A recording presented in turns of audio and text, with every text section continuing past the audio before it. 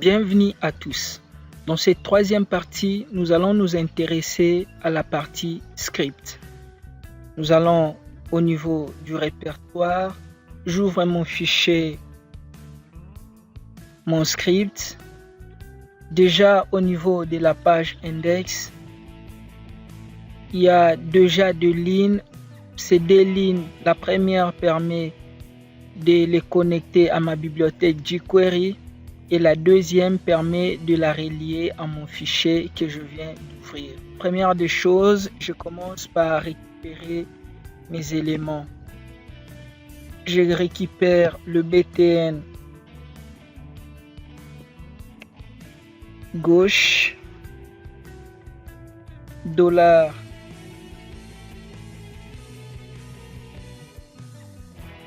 mon btn gauche,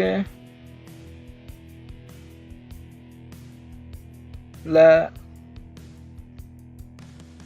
pour l'avoir, je vais garder le même nom, c'est cet ID, je fais dièse, mon btn gauche, je la récupère, mon btn droite également, je dois la récupérer. Il est un peu là, mon btn droite sont et je vais garder le même nom, $, dièse, btn droite, virgule. Je vais également récupérer mon conteneur de miniature, celui-ci.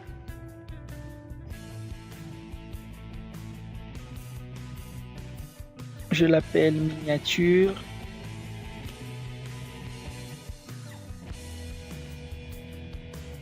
Voilà, je la récupère. Je récupère également les images img miniature. img miniature. C'est une classe. Je la récupère et je viens récupérer l'affichage img grand. Voilà, celui-ci. Mon img grand, je la récupère également. Point virgule, img grand, une classe également. Je viens de tout récupérer. Qu'est-ce que nous allons faire? C'est déjà d'écouter nos boutons. Pour le faire, btn sous-tiré gauche, on va écouter les clics, nous ouvrons et nous fermons, on met function, on ferme. Qu'est-ce qu'il faut faire? Déjà, nous avons besoin de la valeur de notre margin left. Nous devons déjà savoir quelle est la valeur de notre marge left. Le marge left de quoi? De l'élément miniature, c'est-à-dire le conteneur des images. Nous avons miniature .css, j'ouvre, je ferme, je lui dis récupère-moi son attribut margin left. Alors pour vérifier, je fais un alerte afin de voir ce que cela va donner. J'actualise, je viens ici, je clique, 0 pixels. Parfait, il a récupéré. Mais cette valeur que nous venons de récupérer, on va la stocker sur une variable qu'on va appeler valeur actu pour dire valeur actuelle. Une fois que nous avons récupéré cette valeur, en réalité, nous aimerions rajouter ou soit soustraire le valeur. Mais comme nous l'avons pu la constater, le valeur qui nous renvoie, c'est en pixels. Or, nous ne voulons pas avoir 0 pixels, 100 pixels, 200 pixels. Nous voulons peut-être avoir 0, 100, 150. C'est ce que nous voulons. Pour convertir cela en entier, on fait parse int. Donc, je vais convertir le valeur des pixels qui va m'être renvoyé. S'il renvoie 150 pixels, cette fonction va me permettre de n'avoir que 150. Une fois j'ai récupéré cette valeur, je vais faire un petit rien là, une nouvelle valeur, le NV. La nouvelle valeur, je l'aurai par valeur actu, celui-ci, valeur actu, moins 150. Je peux faire alerte pour voir NV, pour voir mon NV. J'actualise. On voit là que c'est moins 150. Parfait. Alors, cette nouvelle valeur, nous allons la soustraire à notre conteneur. Le NV, ma nouvelle valeur, NV2, je lui donne la valeur NV2. Le NVD sera égal à NV plus guillemets px, parce que la valeur que nous allons renvoyer sera en pixels. Or, le NV est un entier, mais le NVD sera en pixels. C'est la raison pour laquelle nous l'avons concaténé afin d'avoir le valeur en pixels pour manipuler notre objet. Je viens maintenant là récupérer miniature, cet élément, c'est-à-dire les conteneurs de mes images, cette partie-là. Qu'est-ce que je lui dis? Miniature,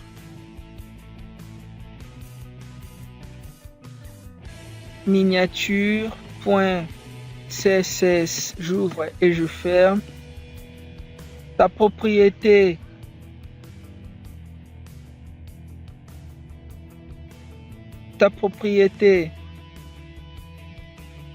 margin left, 2 points, donne-lui la valeur NV2. Je mets virgule et j'enregistre. J'actualise, je clique. On voit là que nos éléments se déplacent parfaitement bien. Mais il y a un problème, il y a un blanc qui apparaît. Qu'est-ce que nous allons faire? C'est de la limiter. Avant de commencer à la limiter, je vais quand même rajouter plusieurs éléments.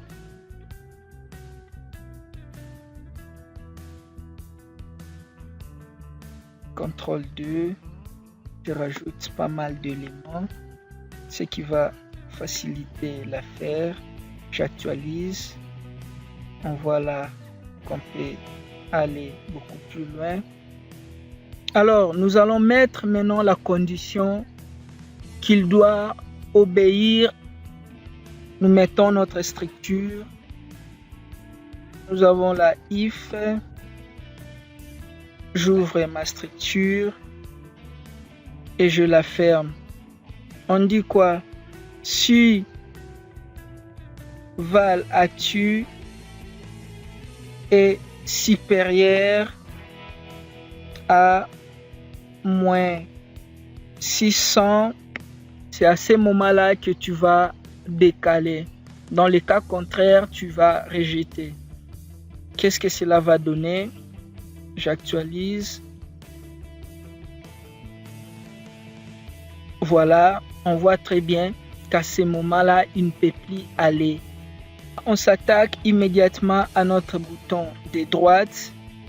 Pour le faire, je reprends simplement la partie gauche, je la duplique, je modifie gauche à droite,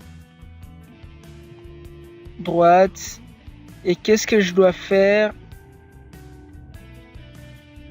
Cette fois-ci, c'est inférieur à 0 et je fais plus. Voilà les quelques modifications que je devais effectuer. J'actualise. Ça marche parfaitement bien. Donc, mon galerie photo fonctionne parfaitement bien. Alors, ce que je dois faire en ce moment, c'est que lorsque l'utilisateur va devoir cliquer sur un élément, cette image puisse changer. Pour le faire, je dois écouter maintenant les miniatures, les IMG miniatures, ces éléments ici. Les IMG miniatures, je les écoute. Point, clic, j'ouvre et je ferme. Fonction, je ferme. Qu'est-ce que je dois faire? Les is, c'est-à-dire l'élément sur lequel on a cliqué. This. Alors, tu récupères son attribut ATTR. J'ouvre et je ferme. Tu récupères son attribut SRC. Une fois que tu as récupéré cet attribut, je vais la stocker sur une variable. Je l'appelle NV pour nouvelle variable. Et je vais aller dans IMG grand. Dans IMG grand, qu'est-ce que je fais? Je lui modifie son ATTR. Je prends le paramètre. Je prends les paramètres SRC. Je fais virgule. Je tape NV. Je donne à mon IMG grand une nouvelle valeur dans sa propriété SRC. Je peux actualiser.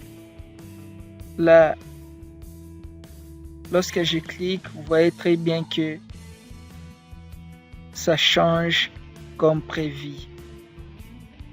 Donc cette vidéo, comment est-ce qu'on a réussi à le faire ensemble? Si vous avez aimé la vidéo, n'oubliez pas de mettre un petit coup de pouce, mais également de vous abonner afin de ne rien rater.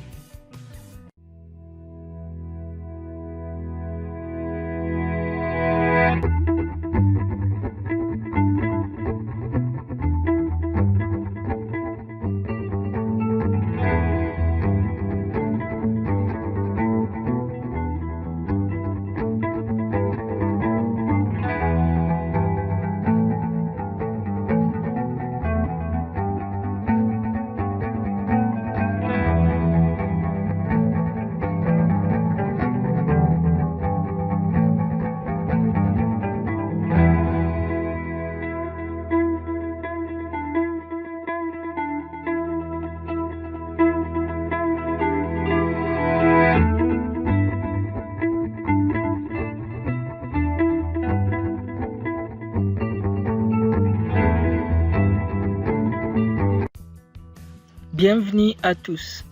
Dans cette quatrième partie, nous allons voir comment est-ce qu'on peut améliorer notre script, c'est-à-dire donner quand même un rendu qui attire, qui est très beau à voir, joli à regarder. Alors pour le faire, on va utiliser simplement une méthode que nous offre JS. Elle est toute simple. Qu'est-ce que nous allons faire? C'est simplement venir au niveau de notre propriété CSS qui fonctionne bien. Comme nous pouvons le voir, comment est-ce qu'il se déroule. cette manière de dérouler les choses, moi, je ne l'apprécie pas trop. On peut mieux faire. Alors, pour le faire, nous allons enlever CSS là où on modifie le margin. On les remplace par animate. La méthode animate. La méthode animate, il prend deux paramètres. Le premier, c'est l'élément qui va modifier, qui va animer. Et le deuxième, c'est les temps. Alors, nous les mettons à 600. Et je descends un peu plus bas pour également modifier celui-ci. Je mets animate, je mets virgule et je le mets à 600 également. J'enregistre, je peux actualiser. Cette fois-ci, je clique. On voit là, le défilement devient beaucoup plus intéressant. Voilà un défilement qui est vraiment génial. Voilà comment est-ce qu'on pouvait améliorer notre script. Si vous avez aimé la vidéo, n'oubliez pas de mettre un petit coup de pouce, mais également de vous abonner afin de ne rien rater.